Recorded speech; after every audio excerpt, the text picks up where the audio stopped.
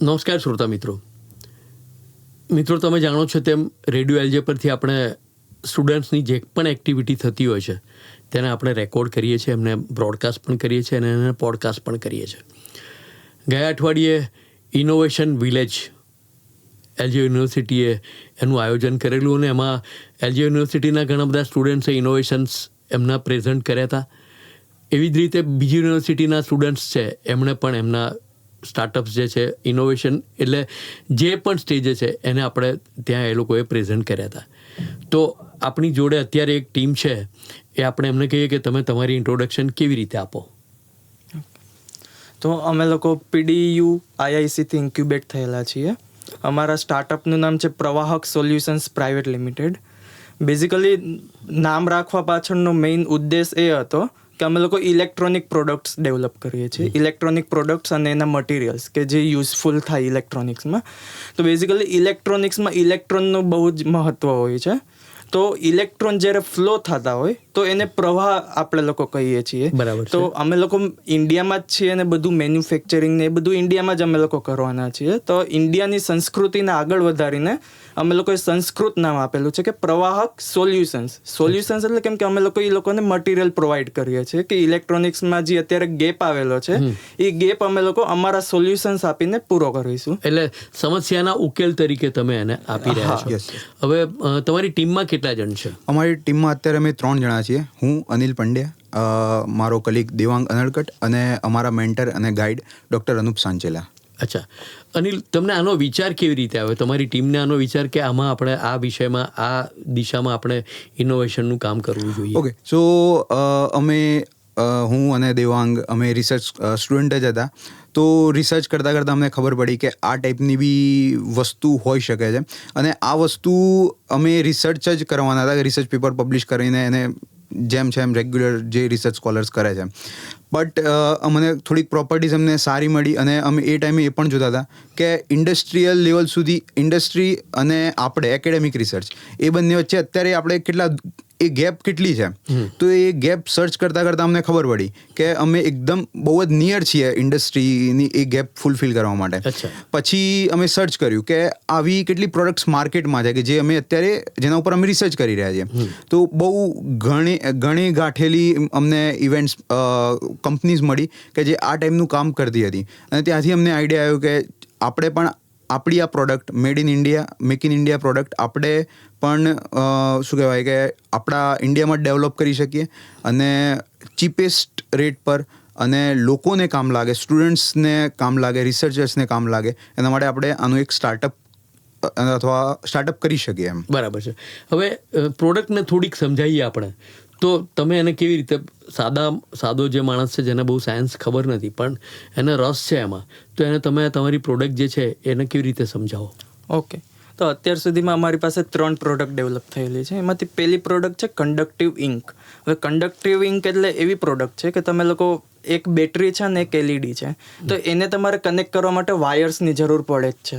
તો અમે લોકો નીડ ઓફ વાયર્સ જ હટાવી દીધી છે કે તમે વાયર્સની જગ્યા અમારી પેઇન્ટ કરી દો અને એક બાજુ બેટરી રાખો અને બીજી બાજુ તમે LED રાખો, તો એ એઝ અ કંડક્ટર કામ કરશે. તો તમારે વાયર્સની હવે જરૂર જ નથી. તમે સિમ્પલ ડ્રોઈંગ કરીને તમે તમારી સર્કિટ બનાવી શકો, એટલે કોર્ડલેસ થઈ જશે. સેકન્ડ પ્રોડક્ટ છે એજ્યુકેશન ટ્રેનિંગ કિટ. હવે અત્યારે જે સ્કૂલમાં, લેબોરેટરીઝમાં BTech છે, MTech છે, પ્લસ સ્કૂલમાં 10th છે, 12th છે, એ લોકોને ઘણા બધા પ્રેક્ટિકલ્સ આવે છે, જેમ કે સિરીઝ રેઝિસ્ટન્સ છે, પેરેલલ રેઝિસ્ટન્સ છે, વિસ્ટન બ્રિજ છે. તો હવે સ્કૂલમાં અને લેબોરેટરીઝમાં અત્યારે એવું થાય છે કે એ લોકો પેલા મોટા ડબ્બાઓ આવે છે કે એ અંદરથી કનેક્ટેડ હોય, સ્ટુડન્ટ્સને ઓનલી કમ્પોનન્ટ રાખવાના હોય અને એના ડેટાના રીડિંગ લેવાના હોય જનરલી. તો સ્ટુડન્ટ જે થિયરિટિકલી સમજો હોય એ પ્રેક્ટિકલ એપ્લિકેબલ નથી કરી શકતો, કેમ કે એ ખાલી કનેક્શન કરે છે, કમ્પોનન્ટ લગાવે છે અને ડેટા લે છે. અને એ ટાઈમ કન્ઝ્યુમિંગ પણ છે, એટલે ત્યાં સુધીમાં એનો ટાઈમ કદાચ અપ થઈ જાય છે. અપ થઈ જાય છે અને સર્કિટમાં ઇનબિલ્ટ શું થાય છે તો સ્ટુડન્ટને ખબર જ નથી હોતી. બરાબર છે. તો અમે લોકો એવું સોલ્યુશન આપ્યું કે તમે જાતે જ તમારી સર્કિટ ડ્રો કરો, જાતે જ તમે કમ્પોનન્ટ લગાડો અને જાતે જ તમે ડેટા લો. બરાબર એટલે જે થિયરિટિકલ અને પ્રેક્ટિકલ વચ્ચેનો જે ગેપ હતો કે ઇનબિલ્ટ શું થાય છે, સર્કિટ ડેવલપ કઈ રીતે થાય છે, ડિઝાઇનિંગ એનું કઈ રીતે થાય છે, તો એ સ્ટુડન્ટ પોતે જાતે જ કરી શકીએ. બરાબર છે. અને અમારી થર્ડ પ્રોડક્ટ છે 2D મટીરિયલ, સેમિકન્ડક્ટર મટીરિયલ છે, ગ્રેફિન. અત્યારની માર્કેટમાં જનરલી લોકો શું કરે છે કે આઉટસોર્સ કરે છે, બીકોઝ એની જે મેન્યુફેક્ચરિંગ પ્રોસેસ છે એ બહુ કોસ્ટલી છે અને લેન્ધી છે.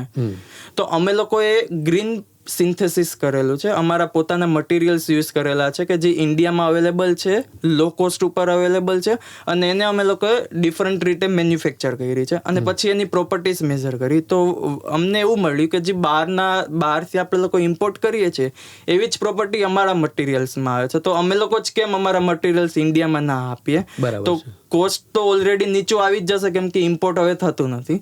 સેકન્ડ વસ્તુ કે જે અમે લોકો મટીરિયલ યુઝ કરીએ છીએ એ બહુ લો કોસ્ટ વાળા છે, તો અમે લોકો અફોર્ડેબલ પ્રાઇસ ઉપર એ મટીરિયલ પ્રોવાઈડ કરી શકીએ. અત્યારે સેમિકન્ડક્ટર ઇન્ડસ્ટ્રીઝમાં બહુ જ યુઝફુલ મટીરિયલ્સ છે આ બધા, તો ત્યાં એ લોકો ઇઝીલી અમારી પાસેથી સપ્લાય મેળવી શકે છે મટીરિયલ. એટલે જે ગવર્મેન્ટનો જે આત્મનિર્ભર ભારત વાળો જે સિદ્ધાંત છે એને પણ તમે ફોલો કરી. Yes, make in India, made in India. Yes.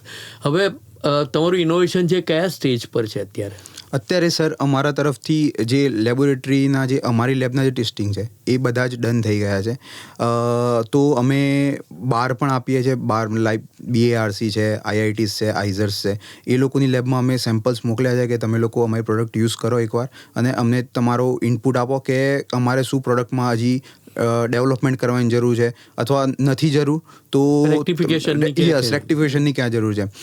Along side જેમ દેવાંગે વાત કરી કે કિટ્સ સ્ટુડન્ટ્સ માટે કિટ્સ બનાવી છે સ્કૂલિંગ માટે, તો અમે સ્કૂલના ટીચર્સને, પ્રિન્સિપલ્સ લોકોને બી અમે કોન્ટેક્ટ કર્યો છે અને શોર્ટ ટાઈમમાં અમે સ્કૂલમાં પણ એ કિટ્સ અવેલેબલ કરશું જેથી સ્ટુડન્ટ્સ ઇઝીલી એમનું જે ઇલેક્ટ્રોનિક્સ છે અને એની પાછળનું જે ફિઝિક્સ છે એ બંને ઇઝીલી સમજી શકે અને એમના ફંડામેન્ટલ્સ બેઝિક્સ જે ખરા, જે ફિઝિક્સના લોસ જે બેઝિક ખરા એ એમને ક્લિયર કરી શકે.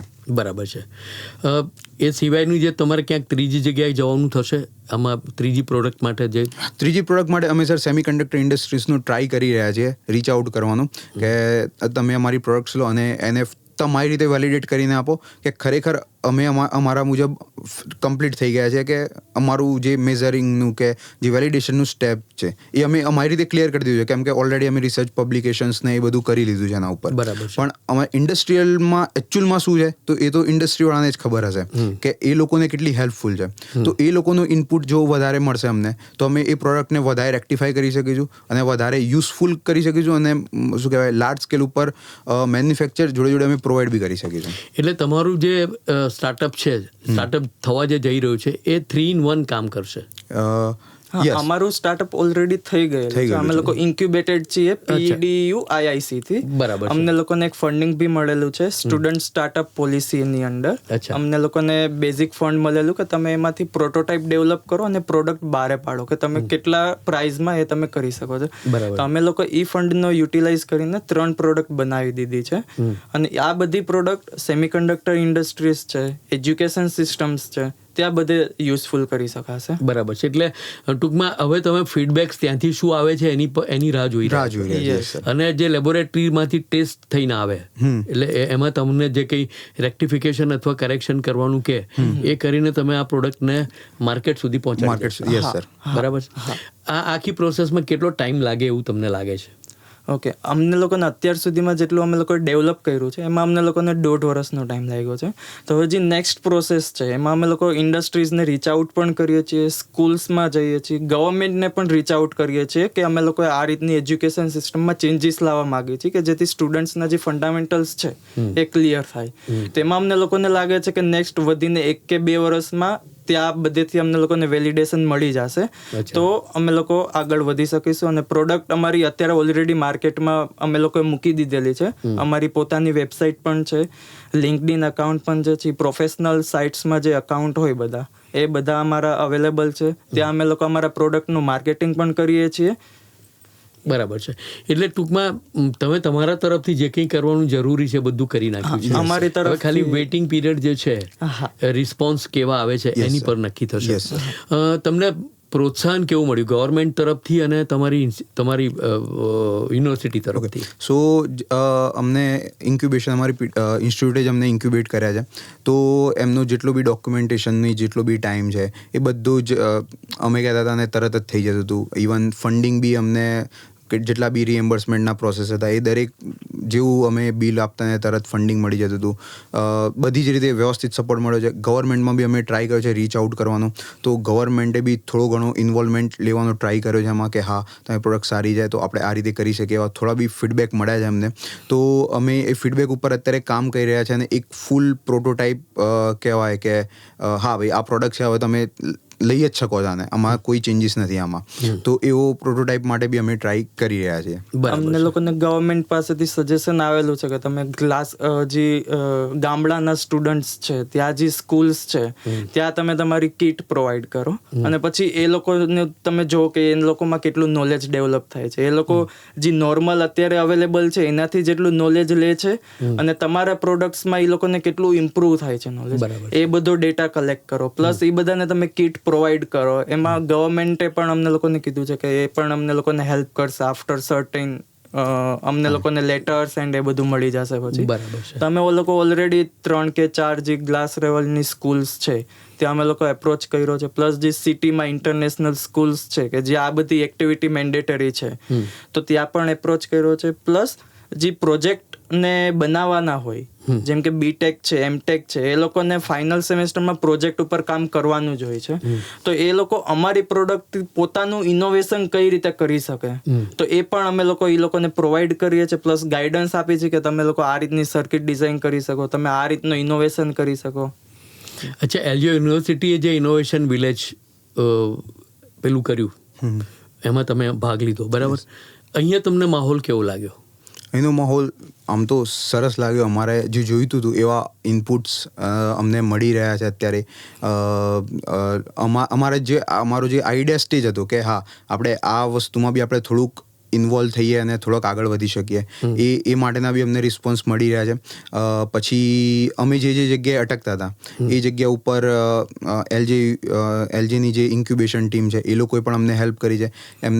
અમને સ્કૂલ સુધી રીચ આઉટ કરવામાં હેલ્પ કરી છે. અમુક સ્ટુડન્ટ્સ આવ્યા હતા એલજીમાંથી બીબીએ એમબીએ વાળા, એ લોકોએ બી અમને થોડુંક એમનું જે બિઝનેસ માઇન્ડ હતું, અમે તો મતલબ સાયન્સવાળા છીએ તો થોડો આઈડિયા નથી, પણ એમનું બી જે બિઝનેસ માઇન્ડ હતું એ પણ જે એડમિનિસ્ટ્રેશન વર્ક જે ભણ્યા છે એમનું બી એમને ગાઈડન્સ આપ્યું કે તમે આ ટાઈપનું તમે આ કંઈક કરી શકો, આ જગ્યાએ તમે જાઓ તો આ જગ્યાએ તમને ઇનપુટ મળી શકે છે. સારો ખરાબી નથી ખબર, પણ કંઈક ઇનપુટ એ ટાઈપનું મળી શકે છે કે જેમાં તમારી પ્રોડક્ટ તમે ડેવલપમેન્ટમાં તમારે એ શું કહેવાય કે ઇન્ટિગ્રેટ કરી શકશો તમે. બરાબર છે. એટલે ઇન્ટરડિસિપ્લિનરી જે બધી પેલી જે સગવડતાઓ છે એના કારણે તમને એ ફાયદો થશે અહીંયા આગળ કે જેમાં માર્કેટિંગવાળી પણ વ્યક્તિ જોડાયેલી હોય અને સાયન્સવાળી પણ જોડાયેલી હોય, ઇનોવેશનવાળી પણ જોડાયેલી હોય, એટલે એ ફાયદો તમને થશે. શું લાગે છે કેટલા વખતમાં આ તમારી પ્રોડક્ટ તમે